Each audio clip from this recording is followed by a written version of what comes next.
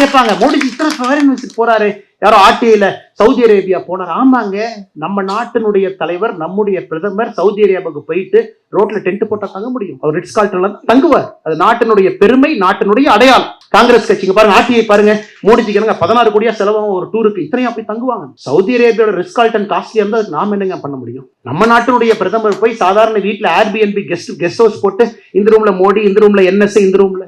North கொரியாவுடைய தலைவர் வந்தார்னா அவருடைய டாய்லெட்டை கலெக்ட் பண்றதுக்கு கூட ஒருத்தவங்க வர்றாங்க. ரஷ்ய அதிபர் புட்டின் அவருடைய டாய்லெட்டை கலெக்ட் பண்ற கூட வர்றாங்க. அவருடைய டாய்லெட் கூட இன்னொரு நாட்டுக்கு மாட்டக்கூடாது. ஏன்னா அதுல இருந்து ரிசர்ச் பண்ணி பாடியினுடைய கட்டை கண்டுபிடிச்சு, நோயை கண்டுபிடிச்சு விஷ வச்சிருவானுங்க. அப்படிங்கறக்காக அவங்க டிராவல் பண்ற டூர் என்கரேஜ் பாருங்க. அமெரிக்கானுடைய அதிபர் வந்தாருன்னா அவருடைய பிளேன் இறங்கும் பொழுது 2-3 பிளேன் இறக்குறாங்க. ஃபர்ஸ்ட் பிளேனை திறந்தோடனே பீச் நமக்கு அவர் கார் வெளியே வருது. என்னையா கார்லாம் கொண்டு வந்திருக்கு? எங்க ஊர்ல கார், எங்க அதிபர் எங்க கார்ல தான் போவார், லிங்கன்ல தான் போவார், பீச்ல தான் போவார். எல்லாத்தையும் இறக்குறான், செஃப் இறக்குறான், சாப்பாடு ஸ்பூன் எல்லாம் வந்து.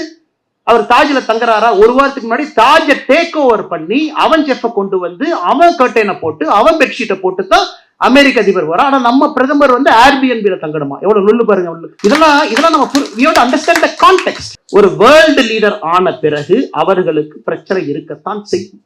இன்னும் பாத்தீங்கன்னா அமெரிக்கா பிரசிடென்ட் ஒரு இந்தியாலேயே ஒரு ஹோட்டல்ல தங்குறாங்கன்னா அது எந்த நாடாக இருந்தாலும் அவங்க யாரும் ஒட்டு கேட்க கூடாது என்பதற்காக ஒரு பிளாங்கெட் கொண்டு வர்றாங்க. அந்த ரூமை ஃபுல்லா போர்த்திடுறாங்க. ஸோ எந்த எலக்ட்ரானிக் இன்டெலிஜென்ஸும் உள்ள வேலை செய்யக்கூடாது என்பதற்காக ஒரு பிளாங்கெட் கவருக்குள்ள தான் அவங்க மீட்டிங் நடத்துறாங்க. எவ்ரிதிங் கம்ஸ் ஃப்ரம் தேர். அந்த லெவலுக்கு ஜியோ பாலிடிக்ஸ் போயிட்டு இருக்கு. ஆனா இங்க புரியாத தற்கொலைகள் சிலர் இதை சோசியல் மீடியா ஒரு மெசேஜா போட்டுட்டு இதுல அவர்களுக்கு ஒரு